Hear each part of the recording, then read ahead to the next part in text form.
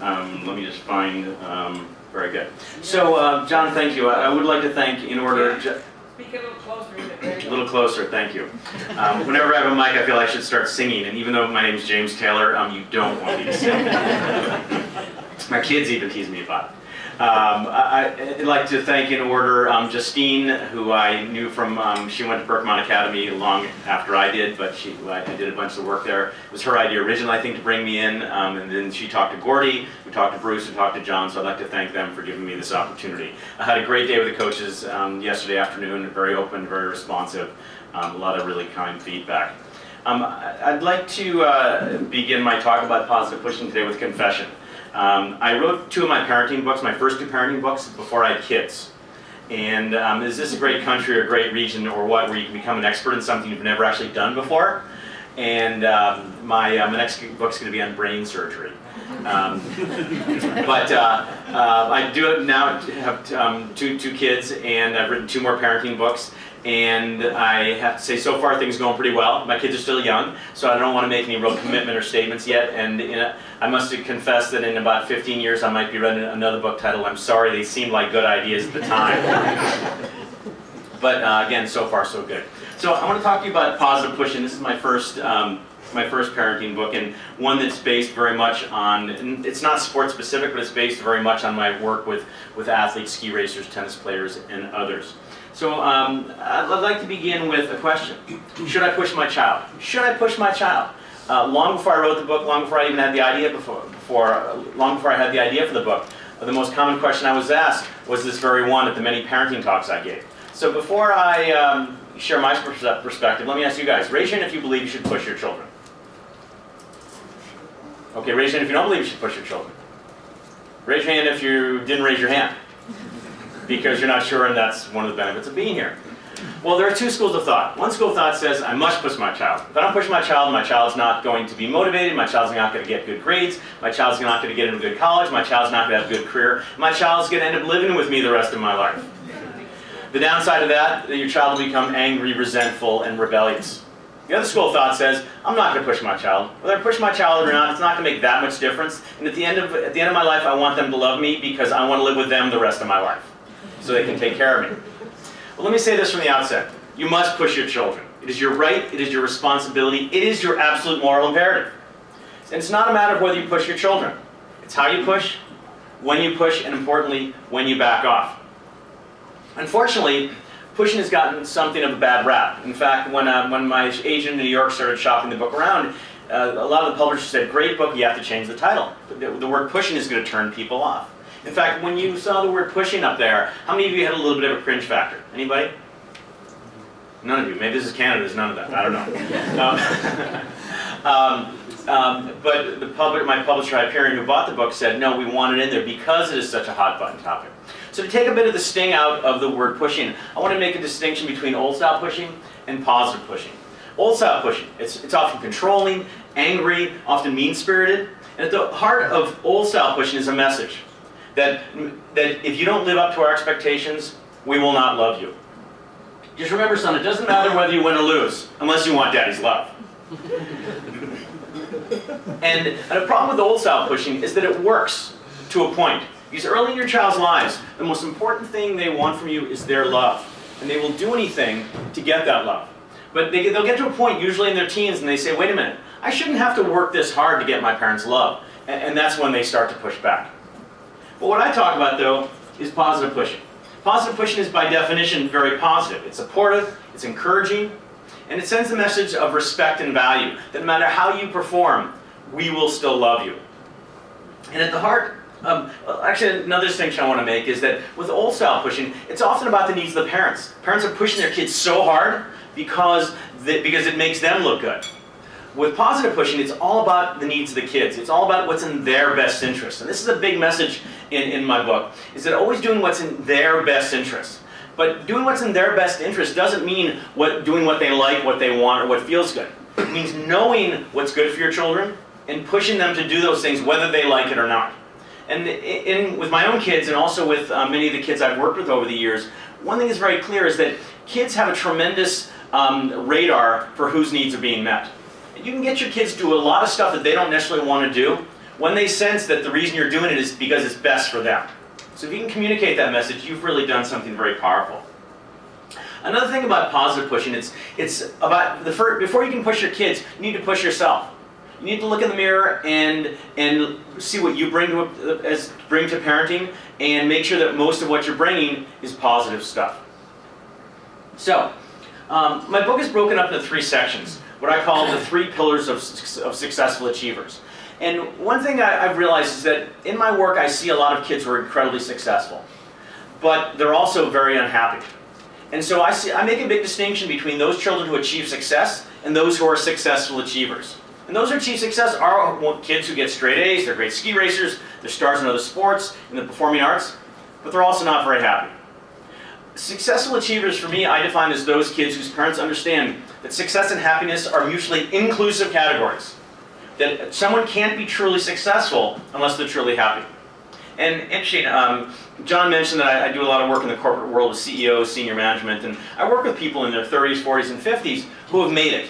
They have very high status jobs, they make a lot of money, but they come to me not to increase performance because they're already high performers, but because they're unhappy. And because they were raised as those who achieve success. And they realize then, okay, it's not about making money, it's not about status and power. So your goal is to raise successful achievers where success and happiness go together. Another thing about, of the successful achievers, the 3 pillars, and so for many years I thought about what are the 3 qualities, what are some of the qualities that you want to instill in your children to help them become successful, happy, value-driven, contributing adults. And I came up with 3. Self-esteem, ownership, and emotional mastery. Self-esteem, ownership, and emotional mastery. If you can develop these qualities in your children, they are going to be good, successful, happy human beings. So what I want to do is for the next 45 minutes or so, focus on these areas and discuss a little more specifically some of the key areas that influence them. Let's start with self-esteem. The most misused, misunderstood developmental quality of the past 40 years. Somewhere back in the, I'd say in the 70s, some parenting experts said it's all about self-esteem. And I couldn't agree more. But then they said the way you build self-esteem is to make your kids always feel good about themselves. So parents bought into this, and they praised and rewarded and reinforced and loved and encouraged their kids no matter what they did. And these parenting experts also said to ensure high self-esteem, you have to make sure kids never feel bad about themselves. So parents, in our culture, for example, they took away things like competition. So I have a niece, and she's I think 13 now, and she's played soccer for many years. And a few years ago, she came home from a soccer tournament wearing a ribbon with a medallion, and the medallion said #1 winner. And I go, Eliza, what did you do to get that? And she goes, everybody got one. And Woody Allen famously said that 90% of success is just showing up. Although these days I don't think that works anymore because of the economy.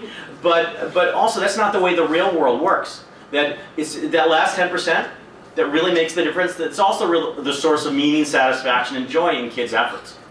Also, to protect kids' self-esteem, I grew up in Connecticut, and between 6th and 7th grade middle school, before I went to Brookmount Academy, they changed the grading system. They got rid of F for failure and changed it to NI, needs improvement. Because God forbid I feel bad about myself if I fail. We've created a safe, non-judgmental environment that will leave your child ill-prepared for real life. And so in making these great efforts to create high self-esteem, they've actually done the exact opposite. Because yes, your children need to feel loved and valued and safe. But by creating these new ways of quote, building self-esteem, they've left out the one key part of self-esteem that makes truly lasting, resilient, mature self-esteem. And that is children need to develop a sense of competence.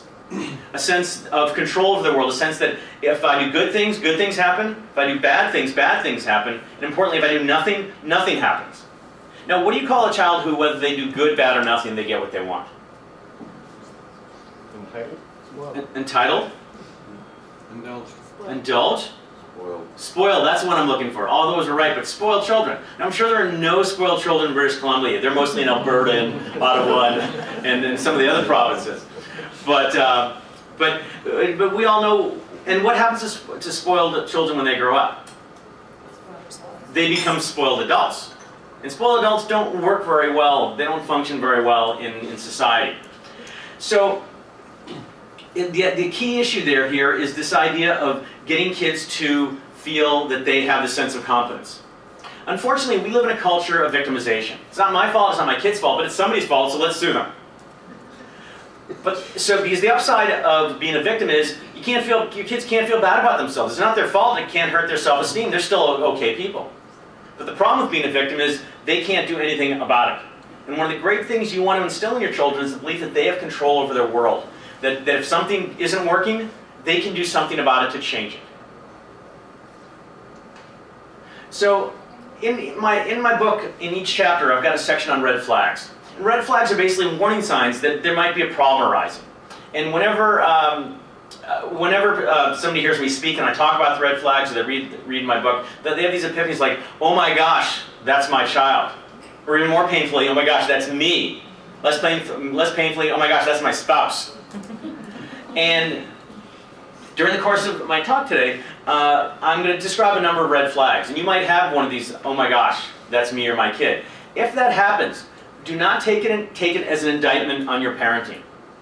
Take it as a call to action. Because that issue of victim versus master is also, for parenting, it's two sides of the same coin.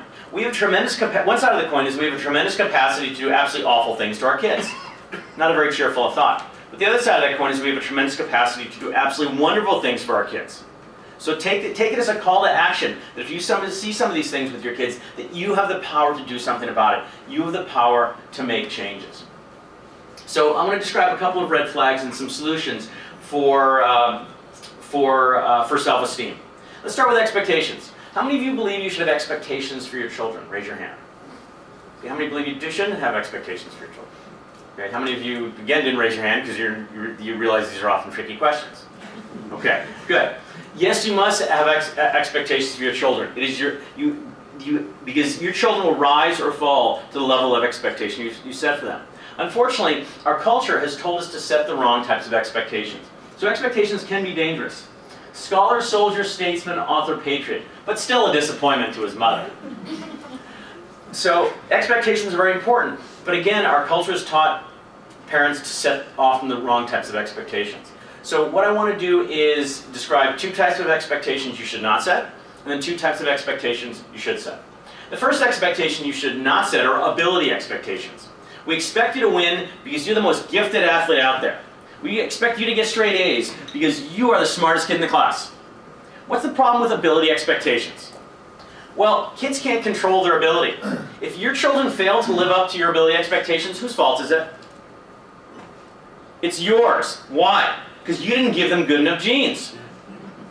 The reality is, we are born with certain abilities, and that we get from our genes. And now, can you make somebody more intelligent? No. You can't make a kid more intelligent. Can you give them more knowledge and more information? Yes. Can you give your kids better technique and tactics and more strength? Yes. Can you give them more athletic ability? No. They only have whatever combination they got from you and your spouse. So they have no control over it. Also, research has shown that when parents focus on ability, they often struggle because if they attribute their successes to their ability, what do they have to attribute their failures to? Well, their lack of ability, and they can't do anything about it. And this goes back to that idea about over things over which they can control. So whether you gave them incredible genes or horrible genes, you can't do anything about it, so why bother? Why focus on it? So ability expectations, out. Don't talk about ability at all. Because first of all, think of it this way. The word potential, I hate the word potential. A basketball coach once said, all potential means is you haven't done a darn thing yet. and we are incredibly bad at predicting, quote, potential. Seen a kid get labeled, I've seen this in ski racing all the time, where a 13 or 12-year-old is so gifted and talented. And they're winning all the races. But then 3 or 4 years later, they're off the map. Well, does that mean that they didn't realize their potential? Well, I'm going to guess they didn't have that potential in the first place. Maybe they're bigger or had developed more quickly than others. So throw out the word potential completely. If you want to talk about something, talk about your goal is to help your kids fully realize their ability. Fully realize their ability. That makes no presumptions about what their ability is, because we don't know. There are kids who develop late, there are kids who develop early, who knows? And if you think about the professional sports draft system, NHL, NFL, NBA, CFL, Major League Baseball, they spend billions of dollars trying to predict who's going to be most successful. And how good are they at that? Not particularly good. And I always use the example of Ryan Leaf. In the 90s, he was a quarterback out of Washington State, #1 draft pick. Wait, no, he was #2 between Peyton Manning. He was out of the league in 3 years. Jamarcus Russell, Oakland Raiders, same thing, #1 draft pick, out after a couple of years. These guys were can't-miss kids. Well, you know what? They missed.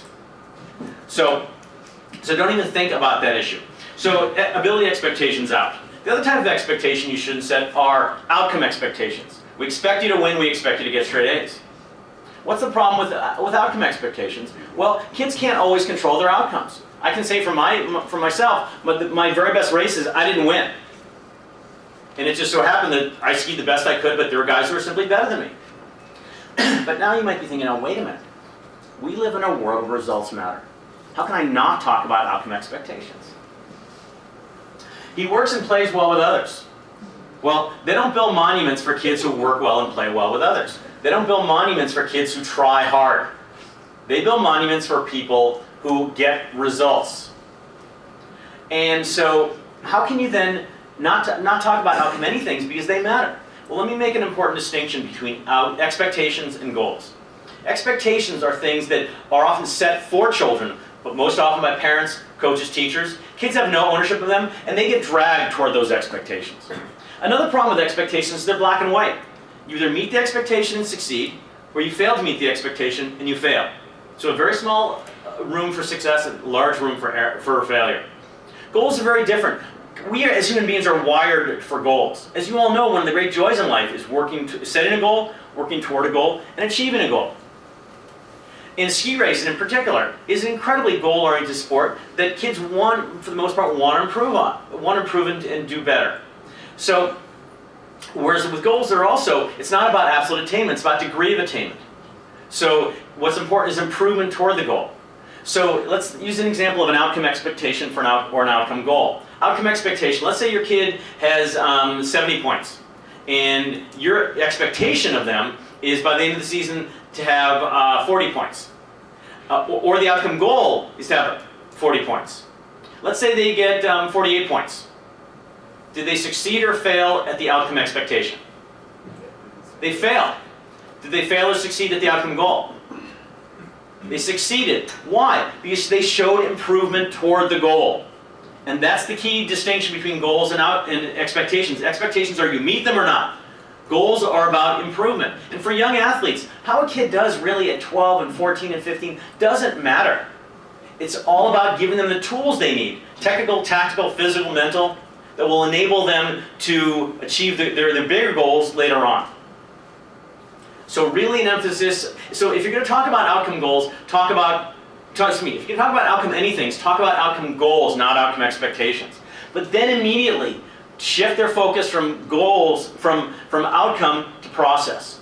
Because here's another interesting thing that I talked to the coaches about yesterday. That a lot of people think that the way you get kids to get the results they want is to have them focus on the results. But here's the problem. Focusing on results actually interferes with getting those results. 2 reasons. When does the result of a ski race occur? At the finish. Yeah, when they cross the finish line. If they're focused on the finish line, what are they not focused on? The course, from the start to the finish. Also, as I'll get to in a little bit, how many of your kids get nervous before ski races? Yeah, of course. What are they nervous about? Failure. The outcome. One particular outcome is failure. And so if they focus on the result, they're not only not focused on the process, but they're also getting nervous, and nervousness is not going to help them ski well. So here's the irony. By focusing not on the outcome, but on the process, they're more likely to get the outcome you want. Because if they focus on the process, how are they likely to ski? Pretty well. Because they're focusing on things that will enable them to ski well. And if they ski well, what's the likely outcome? The one you wanted in the first place. So if you have to focus on on outcomes, talk about outcome goals, but then immediately shift them away from outcome goals onto process goals. What do I need to do to ski my fastest? So ability expectations out and outcome expectations out. So the two types of expectations you should set for your kids, and this is for me very black and white. First are effort expectations. We expect you to work hard, we expect you to give your best effort, we expect you to put in the time necessary to achieve your goals. That is one thing that they have control over. And that is one life lesson. If you, as you probably know from some of the research from the Talent Code and Outliers, that the amount of effort kids put in is the single greatest predictor of who's most successful. Now, does that mean that innate ability is irrelevant? No, of course not. Another basketball coach once said, you can't teach height. So I might have the best hook shot in the world, but if I'm not 7 feet tall, I'm not playing in the NBA. So, so effort expectations. Instill in them the value of hard work. The other expectation you should set are value expectations. I'm really big on values. And I don't know how it is up here, but down in the US, values have gotten a real bad rap. When you think of values in the US, you think about the ones you hear on Fox News and CNN and all the talking heads and all the things that divide our country. But when I talk about values, I'm talking about the values that everybody can agree on. I don't care what your political, religious, geographic, social, ethnic, whatever your background is. I'm talking about the values that makes all of us successful. You know, hard work and discipline and responsibility and integrity and fairness and compassion and so on. Values are so important because they are the road signs to your kids' futures. Think about it this way. We commit time and money to things we value most.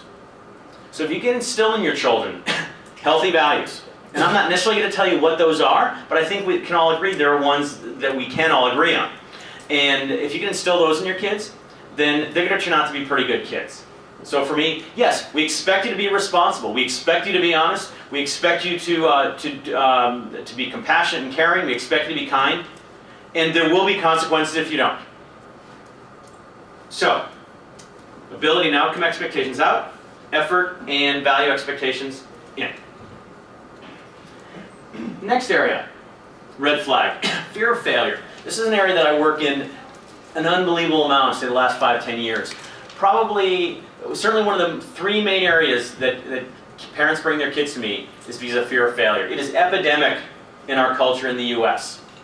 And what's interesting is why kids are so afraid of failure. And you think about failure. Well, is failure really worth fearing? Well, the most successful people in every walk of life fail frequently and monumentally on the way to success. So failure is in fact essential. And if you ask kids, they'll say, oh yeah, you learn lessons, you learn how to deal with adversity, and so on. And so it's not failure that's the problem. It's the meaning behind failure. And there's been some wonderful research on fear of failure. What they found was that why kids feel fear of failure is because they connect certain things to it. Not living up to their parents' expectations, letting people down, feeling like I'm going to be a loser, people aren't going to respect me or like me. But interestingly, at the heart of fear of failure with many of the kids I work with, they have this belief that if they don't live up to their parents' expectations, their parents aren't going to love them. The parents aren't going to love them. Now, a lot of parents will say, well, wait a minute, of course I always love my kids. That might be true, but that's not always the message that you communicate. Because kids don't necessarily understand the difference between disapproval and withdrawal of love. So I'm not saying that you or other parents necessarily communicate that I don't love you, but kids, that's the message they get.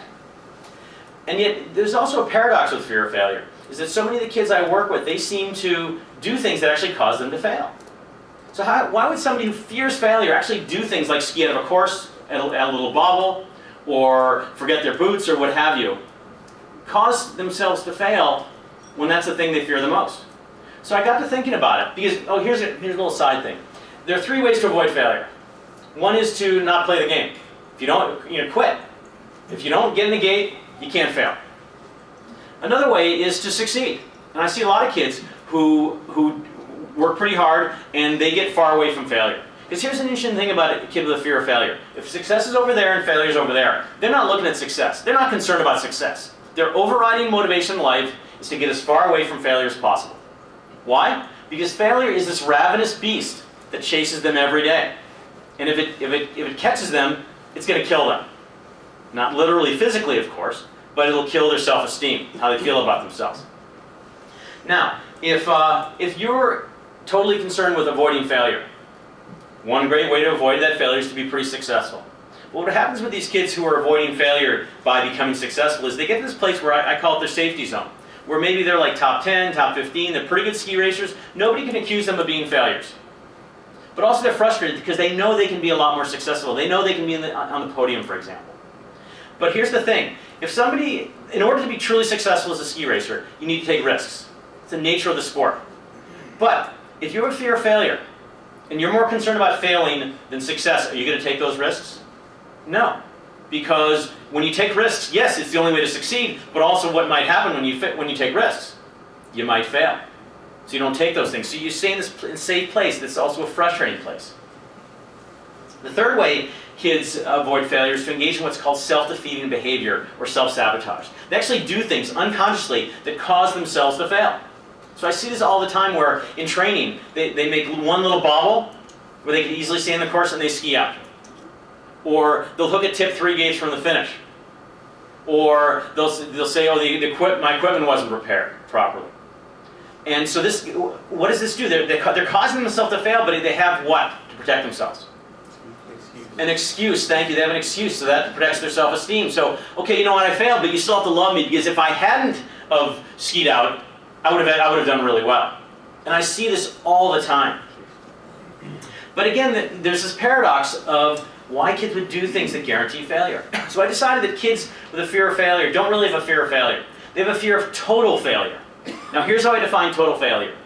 Giving it everything you've got, doing everything you possibly can to achieve your goals, and failing to achieve your goals. Is that a good or a bad thing, total failure?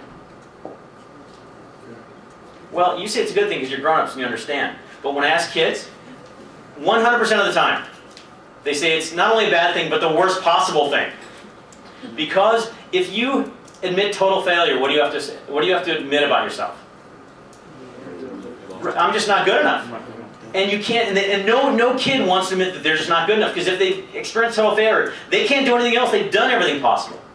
But what I say is, total failure is the goal. Or at least maybe not the goal, but a goal. Because here's my definition of total success. Doing everything you possibly can and achieving your goals. Good or bad thing? Not a trick question. It's a great thing. Totally great thing. But what do total failure and total success have in common? Giving it everything they've got. And at the end of the day, that's all kids can do. And let's say, top 15 skiers in the world all want to be on the top of the podium. At the end of Olympic slalom, how many will be total failures? 14 exactly. But does that make them failures? Of course not. When I went to Burke at 13, I wanted to be the best slalom ski racer in the world. When I reached 19, I realized I wasn't going to be. I basically experienced total failure. Now, did I feel bad about myself? Well, I was disappointed because I'd worked really hard trying to be the best slalom ski racer in the world.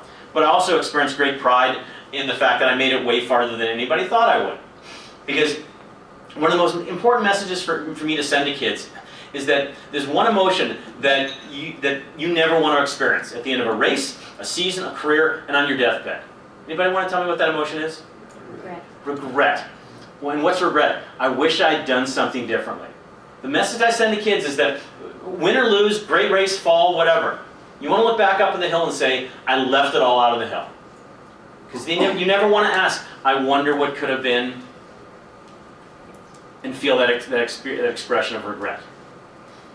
And so I try to get kids to really embrace this idea of total failure. Because the thing is, if a kid has any ability, and it might not be in ski racing, is if they give everything they've got, they're going to reach some level of success. They might not be the best in the world, but they're going to reach a pretty high level. And if you can help your kids free themselves of that fear of failure, you liberate them. That you know that everything, they are going to put themselves out there. They're going to take their shot. And that's a very powerful thing for kids, for anybody in life to be able to do. When they have an opportunity to take it. And so often, whether it's socially, in whatever situation. Okay, I'll tell you a little story that I'd like to tell. This is long before I became a psychologist. Between high school and college, I was working at an aircraft plant in Hartford, Connecticut as a carpenter. And I think I was 17, I was incredibly shy, terrified of girls. And that summer, I decided I was going to get over my fear of girls. So I did all the things that I talk to athletes about. I did imagery of seeing myself talking to girls and asking them out and doing breathing and positive thinking. And I set a goal of that summer, I was going to ask 5 girls out. So I did all those things and I was terrified, but I asked 5 girls out. They all said no. Success or failure? Yeah, my goal was not to get 5 dates because I couldn't control that. My goal was to ask 5 girls out, and I succeeded. And in doing that, I then freed myself that in the future, when I got to college and to Middlebury and I was in a much more comfortable environment, it was much easier for me. And that same idea applies to every aspect of our lives. So, thinking about that idea of fear of failure. Oh, I forgot to put up a cartoon. I got it, Mom. Because do you know who else has a fear of failure? Parents about their kids. We hate to see our kids fail. Yet how many of you failed in your life? Okay, how many of you have had some success in your life? Okay, so why wouldn't you, and I see this so often, why would you take away experiences that were really valuable to you, but you wouldn't give them to your kids? Because we hate to see our kids fail. You must let your kids fail. Not repeatedly on the same thing. Because when I talk about this with kids, I say, I want you to fail. They all go, yay! And then they're going to rush home and tell their parents, this doctor guy said I can fail. And I say, wait a minute, not repeatedly on the same thing. That sort of deflates them a little bit. But my point is that failure is essential and you don't want your kids to fear failure. Praise. One of my favorite topics. I talk to the coaches about this. What is the most common form of praise that you hear on the ski hill, in the classroom, on the playground, on the soccer field, in the hockey rink? Good job. Good job. Good job. I was over in the UK speaking to the UK coaches, and I was described this, and they looked when I asked that question. They didn't really know what to say, and I said, "Good job," and they go, "No. Over here we say, well done." Well done indeed. You have to add the indeed in England, otherwise it somehow just doesn't work. Anyway, good job. Do you know anything about good job? It's worthless praise. It's lazy praise. It has no value. If I had a nickel for every time I heard a parent or a coach or a teacher say good job, I would be a very wealthy man today. Why is good job not good? What's the point of praise? It's to get them to repeat behaviors that they just engaged in that help them in some way. Good job is non-specific. So, okay, I did this well, but what did I do well? I don't know how I did well. Also, it's a job. You don't want it to be a job yet. They'll have jobs later on when they grow up. So erase the phrase good job or well done from your vocabulary. So think about it. Let's say your kid had a great race. You could say good job, or you could say, boy, you were really focused out there. Or you gave an incredible effort. Be specific in what enabled them to have that good job. That's one option. The other is, ask them how they felt about it. What did you do well? Another thing is, don't say anything. Because you're not their coach. And so, here's a good example. I used to do a lot of work in tennis, and if you're a tennis fan, you know the Bryan brothers. They're twins, Mike and Bob. They've been the dominant doubles team over the years, won 10 or 11 Grand Slam events. And I was doing a program with their father, who coached them. They're from Southern California, Wayne Bryan. And one of the parents said, after my kid walks off the court, what do I say to him? And typically, your kid comes off the hill. What do parents usually do? What do you say? Great job. Well, maybe it wasn't a great job. Hey, you skied really well. Maybe they didn't. Did you have fun? Well, that suggests that it might not have been fun. Do you know what he says? He told his kids, where do you want to eat? I mean, you're there, so you're communicating that it is important to you. But by saying, what do you want to eat, or where do you want to eat, you're saying, well, it doesn't really matter. It's not that important. Because especially your kids look to you to figure out whether, the fact that they blew out of the race, whether that was important or not. And if you communicate that it's important, then they're going to think it's important. That's not going to make them feel very good. So don't focus on that at all. So really be careful in how you praise your kids. Be very conscious. What enabled them to do the good thing? Wow, you great job, you got straight A's. Oh, great. They already knew they got straight A's. It's not news to them. They know A's are a good thing.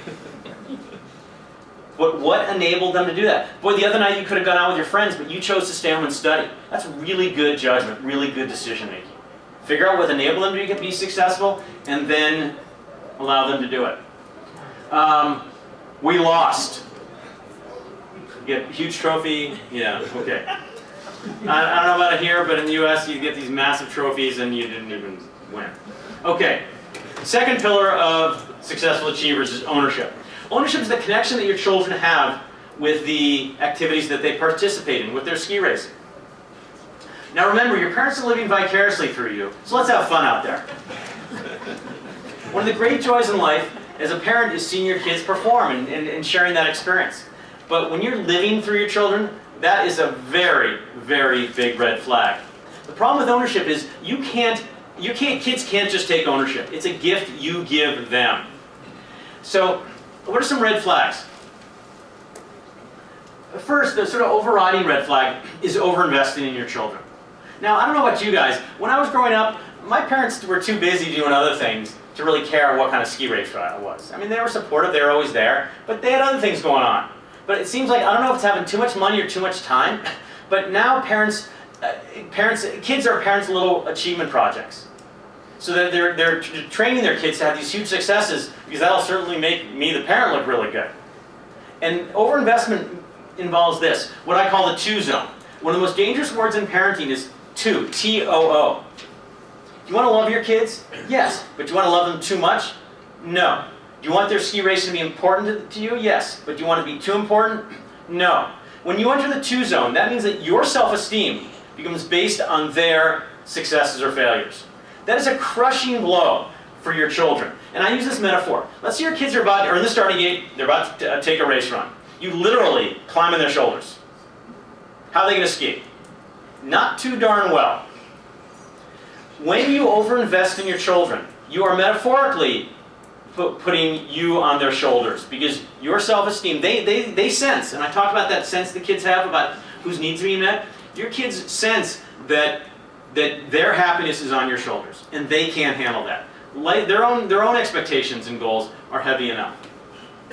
Let's get more specific. Oh yeah, they may be your grades, but they're the return on my investment.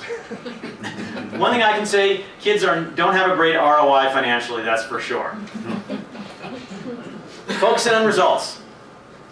How many of you, you don't have to raise your hand, but how many of you have your kids' trophies in your living room? Take them down. Those are monuments to your great parenting. Let your kids have their little wall of fame or their little shelves of trophies in their rooms. Let it be their thing. When people walk into your house and see all the trophies, they really don't care that much. It's not that important. You're doing that for you. Putting grades up in the refrigerator. Take them down. Your kids know that good grades are good, that the trophies are good. They don't need you to keep reminding them of that. Don't talk about results. I mentioned this to the coaches. Never talk about results. Literally never talk about results. What you should talk about is their experience, the process, etc. They know good results are good. They know results are important. If you don't emphasize results, they're going to get the sense of, okay, results are more important. If you talk about process, about what I need to do to ski fast, they're going to get important there. You guys know a young lady named Michaela Schifrin? Of course, World Cup champion, world slalom champion. I know her pretty well because she went to Burke Mount Academy. I know her folks and her coach at Burke. And her parents, growing up, it was all about the process. Her parents never talked about results. And her mom, Eileen, is a very competitive person, but she understood. Michaela was raised where it was all about just how fast can I go. Bodie Miller grew up the story is that grew up in a cabin in New Hampshire without running water to hippie parents. Well, for him, truly, all he ever cared about, and this is from his autobiography, all he ever cared about was going as fast as humanly possible. And again, going back to what I said earlier, when you focus on the process, your kids are going to go fast, or they're going to go as fast as they can. Your emotions. Of course, you get excited when your kids do well and you feel bad when they don't. But I see parents where they get more excited than their kids when the kids do well, and they get more bummed out. We're so worried about our kids feeling bad after races, and yet usually 15 minutes later they're off in the corner playing cards. If you can't control your emotions, stay away from your kids. I'll get into that in a second, but use that as a gauge. How strongly do you feel about your kids ski racing? If you feel, get real like you look, like that, or it's like you're crying tears because they fell, you might want to take a look at that.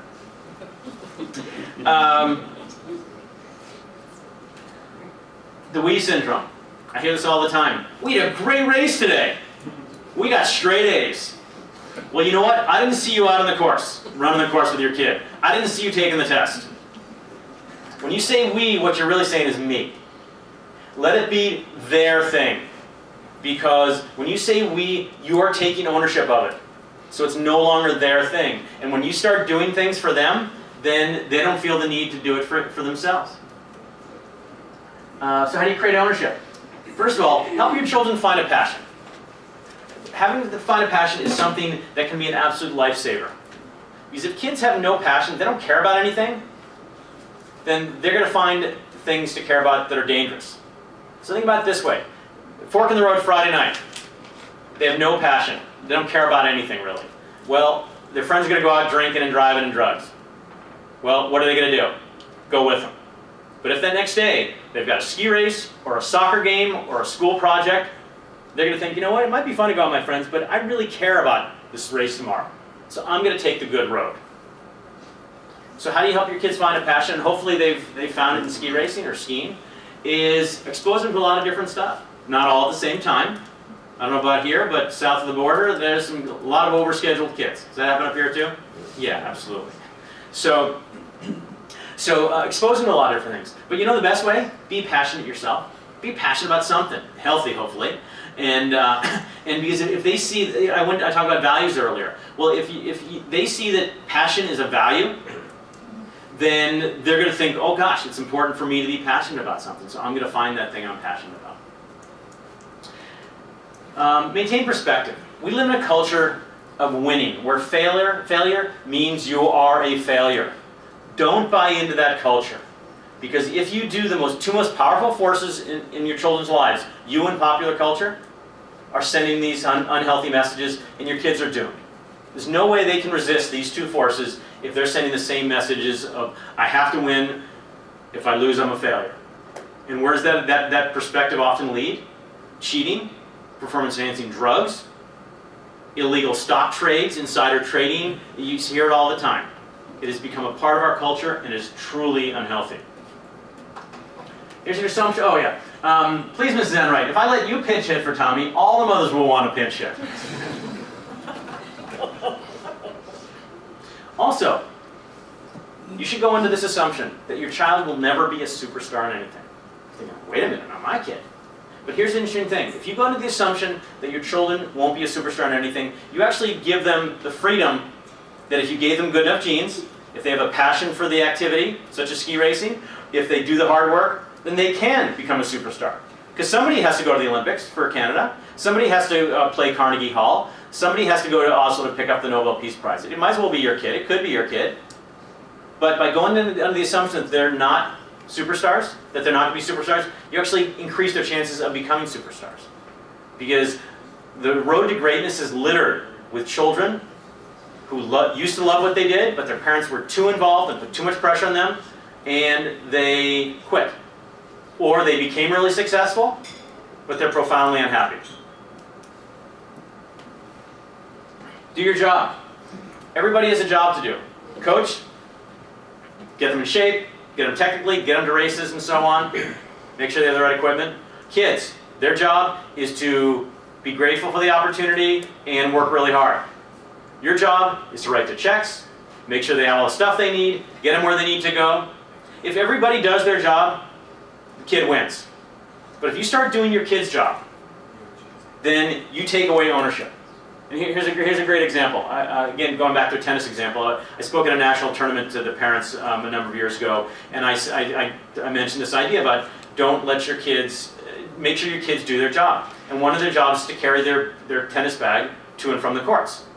Because if they can't carry their own bag, well, they shouldn't be playing.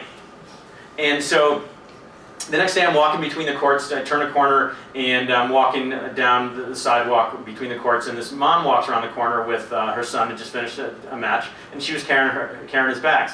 She saw me and just dropped the bags and kept on walking. So just be aware of what your job is and just do your job. Because if you do your job, then that leaves your children to do their job. The last thing with respect to ownership is that this is in my book, 3 words, capitalized, italicized, bold, and underlined exclamation points. Get a life. Get a life. If you have a life of your own that's meaningful, satisfying, and joyful, you won't have to place the burden of a life on your kids. Now, I'm often asked, well, from moms particularly who don't work, does that mean get a job? And I go, no. I know plenty of people who have jobs who have no lives. I mean, there's something in your life that's meaningful to you, that gives you satisfaction, that makes you feel good. If you do that, you free your children from the burden of having to provide that meaning to you yourself. Emotional mastery, emotions. Think of all the emotions that your kids experience on any given day in ski racing. Disappointment, frustration, anger, sadness. What? Other side of the coin? Excitement, pride, inspiration, joy. It's an incredible experience. How many of you read my column in skiracing.com? Anybody up here? Some of you? Okay. I wrote a post called Ski Racing is One Brutal Sport. And it was one of my favorite pieces, and because I work in a lot of sports and I see kids in a lot of sports, and I think alpine ski racing is really unique. An incredible laboratory for growth. Because alpine ski racing is really, really hard. Physically, technically, psychologically, in so many ways. It's a wonderful experience. And for me, emotions are sort of the final piece of the puzzle. It's what separates us from happiness, unhappiness, maturity, lack of maturity. And yet think about, well, let me see, I think about something here. And so think about, where do our children learn about emotions? Well, either from ourselves, and I can't speak for you guys, that scares me about my kids, and or from popular culture, where you see kids, where you see in TV or movies, video games, you see people either totally out of control emotionally or totally repressed emotionally. And yet, as you're probably familiar with some of the research on emotional intelligence, it's fundamental to success in so many aspects of life. And yet, how many of your kids take a class in emotions? It's crazy. They should have a class in emotions. Emotional mastery is way more important than mathematical mastery, and yet it's neglected. So, what are some red flags? First of all, emotional overprotection. Your kid walks off the hill, they're crying after a bad race. What's the first thing you do? You rush up to them and you hug them. You placate them, you assuage them, you distract them. Anything to make them feel bad. Because as parents, we hate to see our kids feel bad. You must let your kids feel bad. Because emotional mastery is a skill. If your kid has no experience with emotions, they never learn how to deal with their emotions. Let them feel bad. Let them go off by themselves and sit down and cry if they need to and go, what's going on here? Why am I feeling this way? By experiencing their emotions, they learn to understand their emotions. And from understanding comes emotional mastery. So try to stop that urge, that mother bear and father bear urge, just jump in and make them feel better. Let them feel bad. Of course I'm allowed to jump in the bed as long as I'm wearing my bed jumping helmet. We're so afraid of our kids falling down and going boom. Metaphorically and literally. How many of you fell down and went boom when you were young? Yes, so why? And I assume it helped you for the most part. Let your kids fall down, see how they are. I remember when my kids were really young, they'd fall down, and I used to see parents, they'd fall down, it's like there was like a nuclear crisis. They'd rush up to them, oh my God. And the kid wouldn't even be hurt yet. And then let your kids see what it's like. So if they're really crying, yes, then in time you come to them and comfort them. But a lot of times they don't think it's such a bad thing until you freak out. Then they think, oh, this is a really bad thing. Well, I'm going to freak out now. Let them figure it out first, then let them decide. Then you can go to them and help them if they need it. Extreme or out of control emotions. The fact is, if a child reacts in a way that's out of proportion to the situation, that's a red flag. There's something telling them that there's something going on here emotionally that needs to be addressed. Now that's not to say that there are some kids who are just really emotional. My younger daughter's a very emotional kid, so she'll lose it, but then she gets it back. So you have to be aware of personal style. Fear of failure, I mentioned as well. Fear is a profound emotion. And then unhappy successes. Again, I see this so often in my practice where kids are incredibly good, high-level skiers, students, etc., and yet they're really unhappy. And as I said earlier, it ain't no way to go through life. So, what is emotional mastery? Emotional mastery is not feeling emotions. The fact is, we're humans, we feel emotions, and the great value in life is the emotional experiences we have. Love, joy, excitement, pride, all those things. But first is to step back. When your kids are feeling powerfully emotional, help them get back, gain some distance from the situation. The farther they can get away from it, so they had a really bad run of training, they're frustrated. Well, have them take a break. Have the coaches, I talked to the coaches about this yesterday. Have them take a break, go for a free ski run, talk to friends, get something to drink. Get some distance from the emotion. As long as they're in that highly emotional environment, they're not going to be able to break away from it because emotions are all-encompassing experiences. They're overwhelming experiences. But if they can get away from it, the emotion diminishes. Second, get them to calm down. Take some deep breaths, and just by getting away from it, they will settle down. And the worst thing to do is say, hey, calm down. But give them something to do. Okay, look, let's take a walk, or let's take a deep breath, or play some pleasant music. Anything to get their physiology and their neurology to settle down. Now, emotions have a cause. So it's a matter of figuring out what's the problem, what's causing this. My brother was mean to me, I can't seem to finish a race, and find out what the problem is. There's always a cause to the problem. And then once you have the problem, then you've got the solution. You figure out a solution. So how can we deal with this better? I just said we. How can you deal with this better in the future? Uh-oh. And so by doing that, you give them a process for how they can gain control of their emotions. Because think about it, again, it's what separates adults from children. How many of you get angry? How many of you get frustrated and sad? Of course. How many of you throw tantrums? Yeah, I won't have you answer that question. So how do you develop emotional mastery? First of all, know your baggage. Know your emotional baggage. A colleague of mine said something that I think is brilliant. He said this: a parent's unconscious is their child's reality. A parent's unconscious is their child's reality.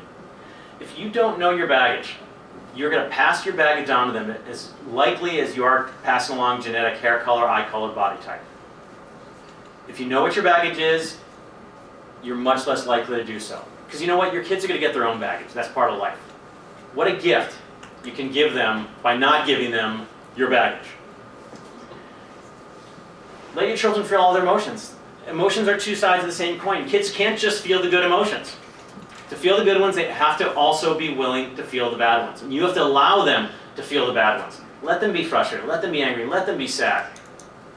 And then when it's appropriate, come in and engage in emotional coaching.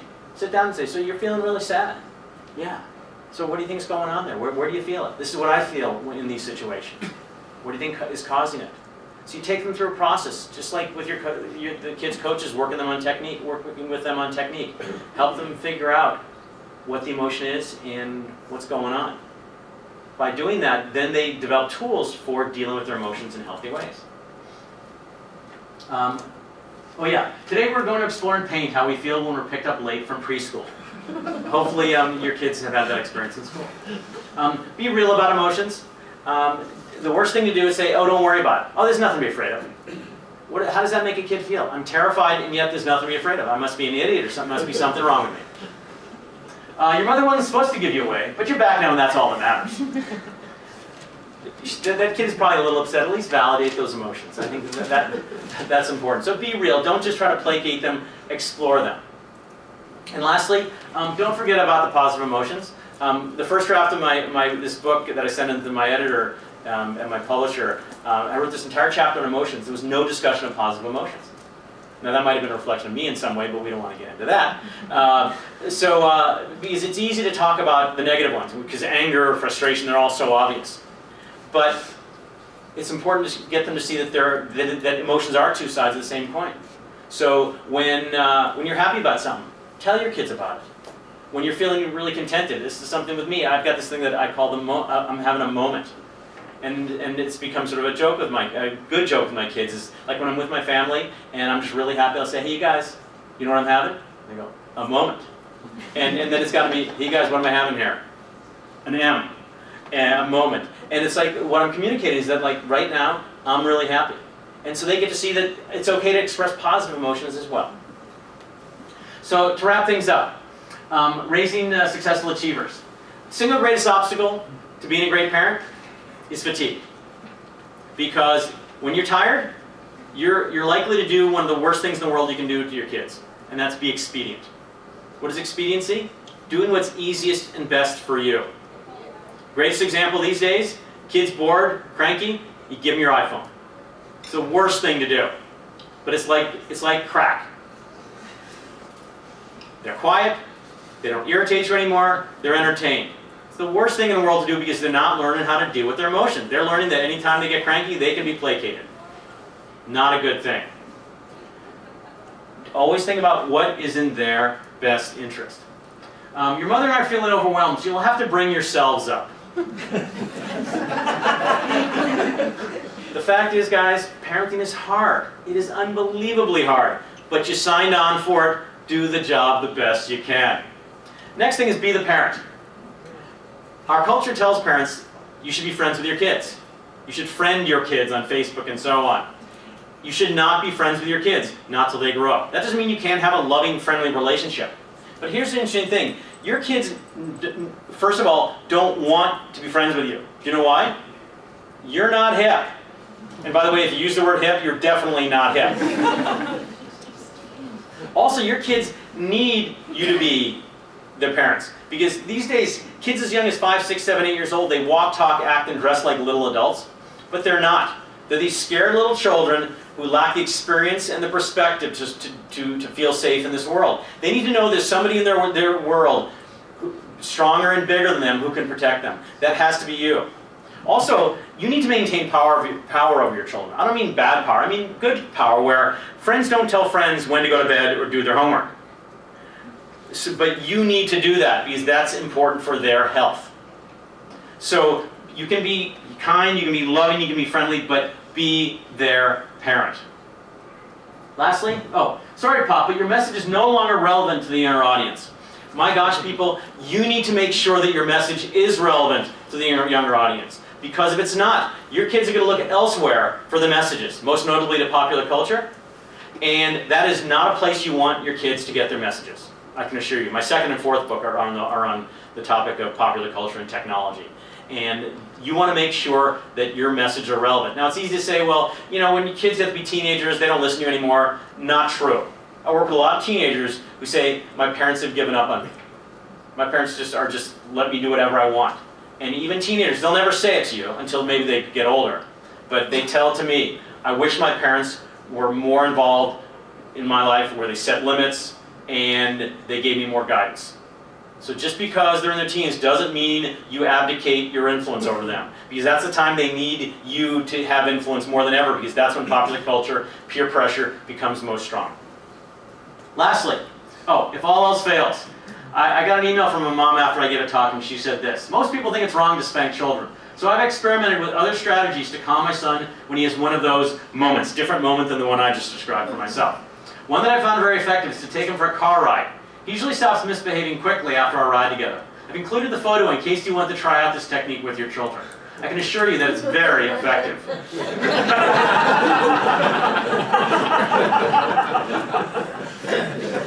All right, before I finally wrap things up completely, questions, comments you might have.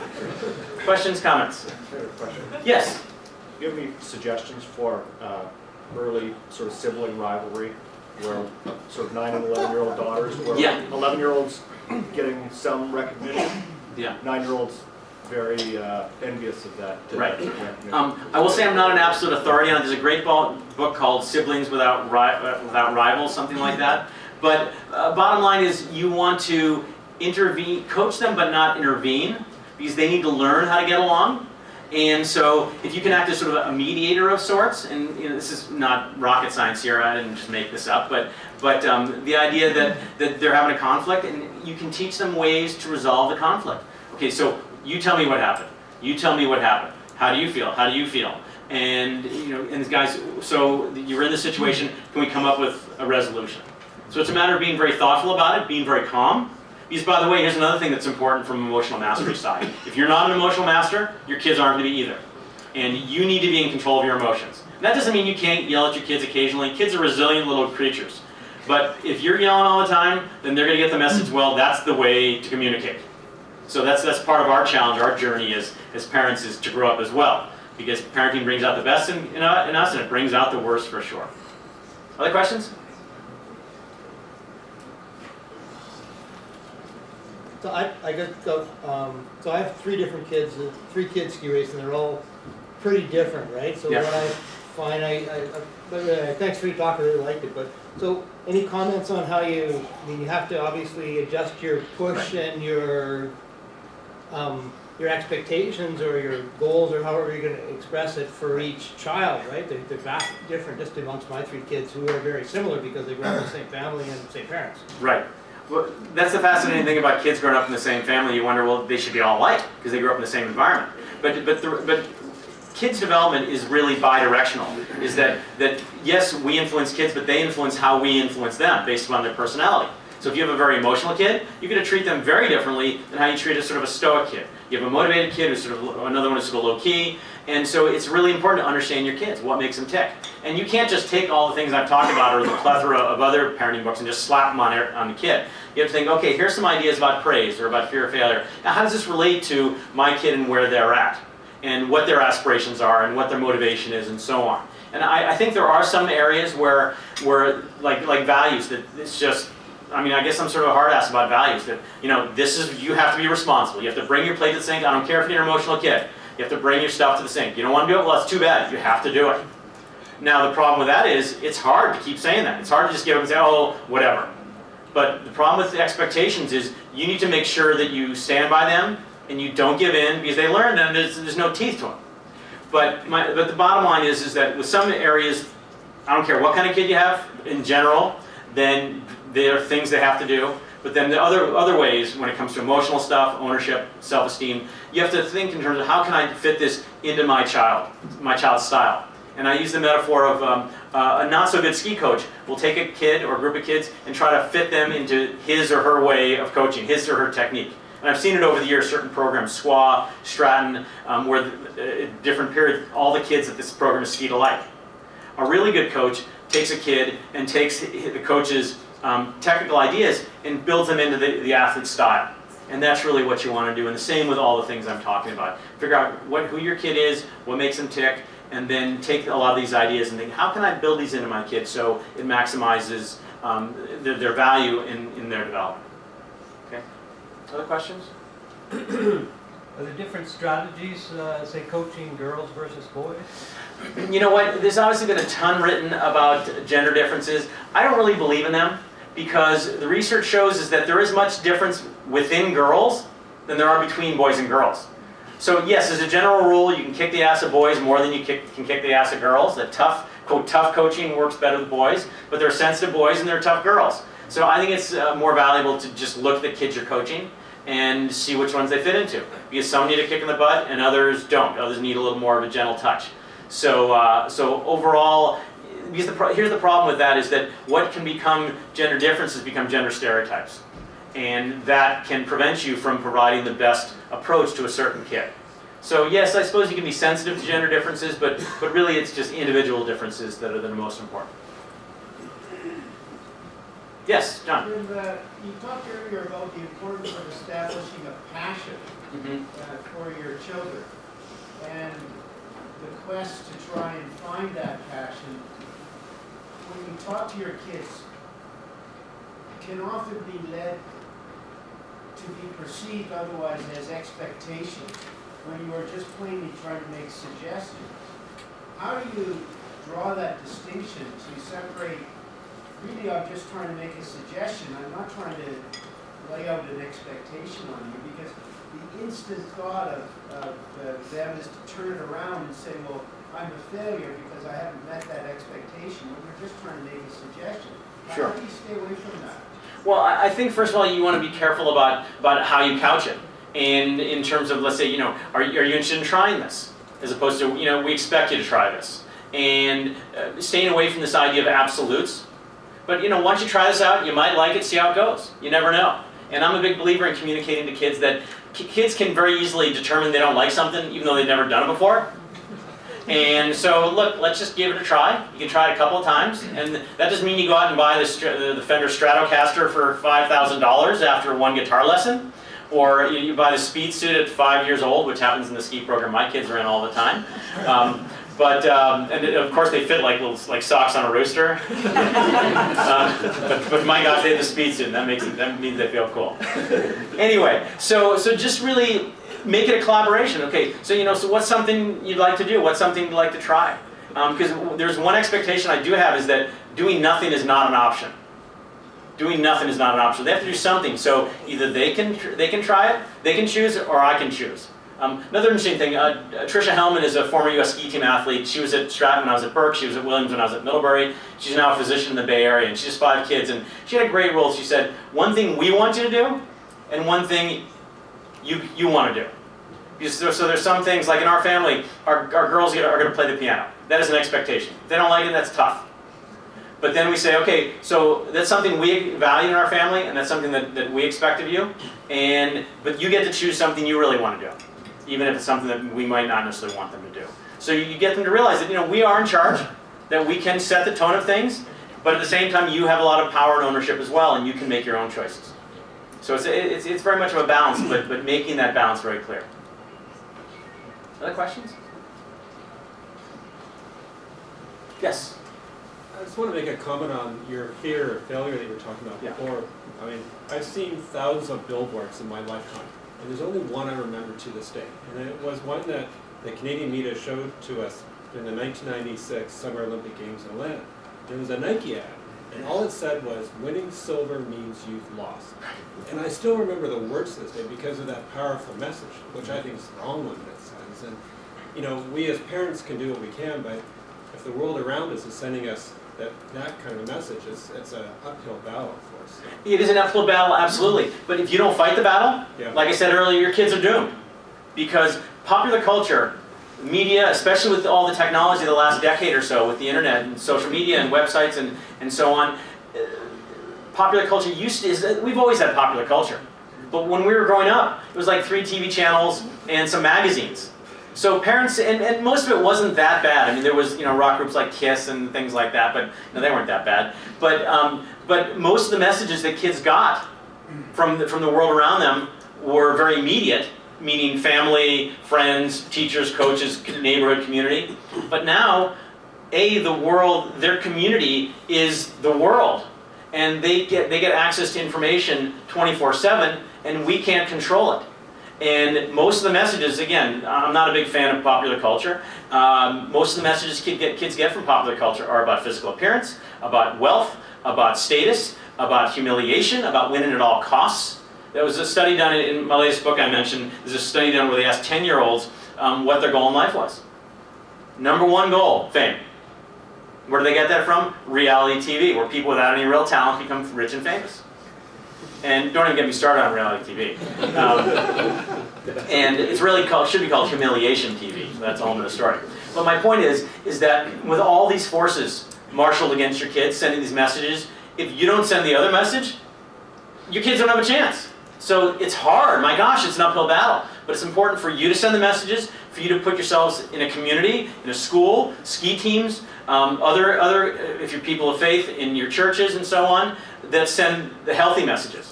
Because that's the only chance your kids have. It's very, very powerful, those messages. Oh, Nike says if I finish second, I'm a loser. Boy, that sucks. Because I'm 10th. Heck, if you get a silver, you're a loser. What does that make you finish 10th or 30th? Not very good. Other questions? Yes? Question relates to multiple kid families. Yes. Where, and I think it is what it is, it's always been like that, where the younger kid for the same age always performs better, and then the next one better, because of course they have to battle the older. Right. Are there any specific ways, and you know what, I hate to use the word stress for these kids, but it's always, all of a sudden you start seeing the oldest person in the family, like, oh, I'm a little bit stressed here, my little guys are sort of catching up on me. Are there any specific ways of dealing with that oldest siblings? Because I can almost see it in a lot of families where that oldest guy is almost feeling stressed. It's interesting because the research on birth order shows that the oldest ones tend to be the highest achieving. Because they're the first one, and there's sort of the mantle of the heir apparent, and that's a challenge. And the first one also can exhibit quite a bit of stress because they tend to be a little less flexible and a little more traditional. And plus they have the responsibility of taking care of the young kids to a degree. But at the same time, in terms of, let's say, ski racing, the young kids, they might start earlier, and they've always got this role model and pushing being pushed by the older kids. But so it's not for me a matter of achievement because the older kids tend historically to do better. But there is that pressure, and a couple of options. One is have your kids in different activities where kids can have their own thing, and at least in some part of that they have their own thing. Now that complicates things because then you have kids going in all different directions. If you have multiple kids like Trevor, I'm teasing him a little bit. Oh, this one plays soccer, this one lacrosse and skiing. It's like, what we need more parents here. Anyway, then you become a Mormon. But anyway, I hope I didn't offend anybody with that comment. Anyway, so it's difficult, but I think talking to them about it, really getting them to see that you have individual expectations and goals for them. And then how you can assist them through guidance, through conversation, to help them see that they don't have a responsibility to others, they're not competitive with the others, that they're just where they're at. And because so often, and I have to be honest here, I don't have an absolute answer on this, but an important thing to keep in mind is that kids don't have a lot of experience. They see the world this far and this wide because they don't have a lot of perspective. So you can provide that. And because so much of the work I do, and I think this is a big part of what parents do, is that you simply get them to look at the world a different way. So they look at the world like this and say, oh, it's terrible, it's awful. And you say, why don't you come over here and look at it from my perspective? And it's obviously a more calm perspective, maybe a little more reasonable one, a little more supportive one. And they feel like, oh wow, it's not as bad as I thought. And so if you're sensing this with your kid, with your eldest, sit down and talk to them about it. How old is he, she? 12. 12, okay. 12, kids are pretty sharp. They can understand these things. And start to lay out some perspective on where they're going to be going out with this, and how their younger siblings are going to be, pushing them and challenging them in so many ways. But it's a matter of just, what do you want? What are your goals? Where do you want to go? It's the best I can do. Yes? It's a very similar question. What happens when you get a younger kid, sees a competitive older guy, and this guy wants to be 2 years older, he doesn't have the size ability to be competitive with a kid, and he's dropping off. He's not engaging in sports. I've seen it. There's a bunch of kids in our community very similar. Mm-hmm. High level first achievers. Second guy gives up hockey because he can't compete with his brother. Right. Well, I think first of all, get them to recognize because they're younger, they can't compete with their older sibling very often. In some cases, there's a very talented younger one, but put that in perspective and say, well, if you want to be able to be competitive with them, well, here's what you need to do. It might be that they don't like that comparison, so you have them get involved in another sport where it can be their thing, and so there isn't that sense of comparison. But then also, whenever an athlete comes to me, a parent brings their kid to me, and they've lost their motivation, then I do a lot of detective work and trying to understand where the motivation is lost, because something's not being fulfilled in the sport, and it might be a sibling, but very often it's not. And so you really want to sit down and look at, why is my kid not motivated anymore? What's going on? Is there something bad about the experience? Is it not fun anymore? Are they not being coached well? And then make choices from there. Question? Yeah. I think the flip side of envy is pride. I had 3 kids to raise, and the youngest one was more successful. Mm-hmm. But over time, rather than envy, it became the older ones were proud of their little sibling. It took it, and I didn't try to foster that directly, and it's a delicate issue, obviously. But you want the kids and teammates, for that matter, to be proud of each other. And when can you be happy for your sibling? When can you be happy for one of your teammates, rather than just focusing on yourself? That's really big in my view. That's a really nice one, and that's really a value, and that's something you can talk to your kids about, because they won't have thought of that. Because kids tend to be egocentric. Yeah. So you want your siblings to have pride in your efforts, and you can turn that around as well. Other questions? Okay. Wait. You have one here and then I'll go to you here. Yeah. Go ahead. Just, I wanted to explore a little bit further about your linking of successful achievers to happiness. Yes. And I completely understand that concept and the intent with happiness and defining it, that's where I'm trying to get, is that the need for us to help our kids know that it really means balance and stability, still being motivated and driven and going forward. But when your happiness doesn't mean being happy all the time. Right. It means being stable and centered and focused. Good point. And I think this is something that I do mention in other talks, is that your kid, you need to talk to your kids about what happiness means. Because what are the messages your kids get about happiness from popular culture? Well, the way to be happy is to be rich, beautiful, powerful, popular, and all those other things. And the research shows that's actually not the case. And there's been a ton of research on happiness and having a passion. The single greatest predictor is healthy relationships, having goals. All these things tie in, and so helping your kids understand what happiness is. Plus the recognition that just because you're happy doesn't mean you're happy all the time. Life has ups and downs, and your kids don't realize that, even though intuitively they might. So I'm a big believer in sitting down with your kids and talking about what is happiness, what are emotions, how do you feel some of the time, and the main thing is to have this sort of basic baseline level of happiness that, and for me I define happiness as this: taking a deep breath and going, I'm in a good place. And that doesn't mean there are lousy days and other days when I'm really high, but the main thing is I'm just in a solid place here. And so getting ahead of the popular culture curve on that is really important. Sure.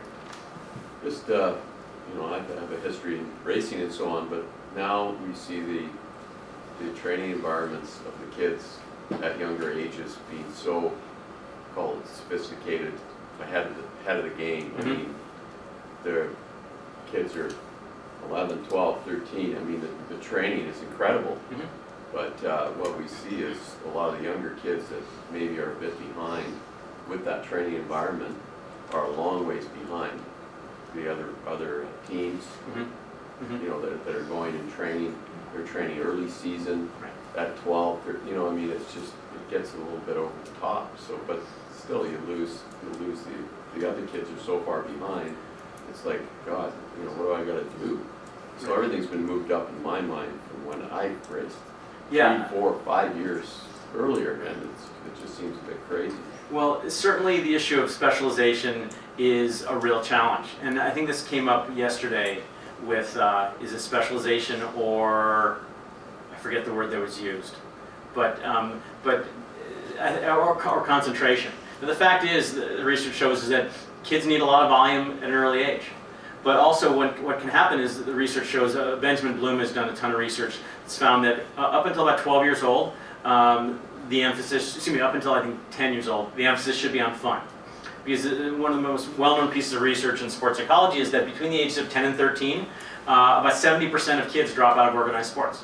Do you know why? Number one reason? It's not fun. And so, you see kids in Mount Hood, and I'm sure you see them in Whistler, 7, 8 years old, training. And there's a fine line. I don't think you want to hold kids back if they really want to do it. But, and kids need early exposure, but do kids need to be skiing, 30, 40 days during the summer when they're 9 years old? I don't think so. The research shows is that having kids do a lot of sports, develop good athleticism. You're concerned at 9, I'm concerned at 12. Yeah, true, okay. Even up to that. You're way ahead of me, man. No, I appreciate that. And, but you're seeing this earlier and earlier shift, and it's almost like an arms race. It's like you have to keep up. But at the same time, you see kids get injured, get burned out, get bored, they hate the grind of it. And so for me, the real emphasis is on early on having them enjoy it and develop a passion for it. And I think if they ski consistently up until 12, and at 12, 13, then they say, I really need to commit. Because my basic thing is, by 12 or 13, you need to decide whether this is going to be your thing. Pretty much the age, right? Yeah, and if you have huge aspirations like U.S. ski team, well, you might have to send them to an academy, or need to make sure they do get a lot of summer snow time, or a lot of summer conditioning, and they don't have time for other sports. That's a choice they make, if they have those types of aspirations. And then even then, statistically, the chances of making a Canadian national team, pretty darn low. And I'm still a believer in having kids dream big, but also making sure you put them in a situation where they at least have a shot at it if you gave them good enough genes, which I know you gave them good enough genes. Other questions? No? Okay, good. Oh, no? Oh yeah, Bruce. If there's more questions. Was there one more question? Just one maybe. Do you know if these principles that we're discussing are common in European ski nations like Austria, Germany, Switzerland, France, Italy, places like that? And probably the coaches could speak to that better than I. Can any of you guys, You talking ages?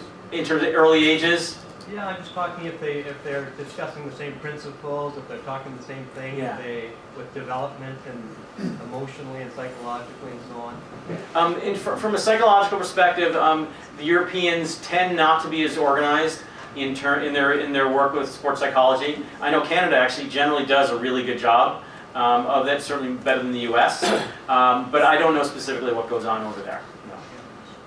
In Stamms, for example, in Austria, they have psychologists on staff work with the athletes on a daily basis. Similar principles? Yeah. You got one message, one liner, that's your top? Could I boil this down to one message? Yeah. Oh, But, you know, here's the thing I remember the most. When I came home from the ski race, my mom asked me one question only. Did you have some laughs? Uh-huh. And I could never figure that out, of course, until I was in my 20s, Right. right? So it was like, Yeah. I guess the biggest thing for me is just no regrets. I mean, it's a cliche, but if you can teach your kids to have no regrets, to leave it out on the hill, in the class, whatever it is, man, it's a wonderful gift. Wonderful gift. All right. Well, thanks so much, everybody. you're right.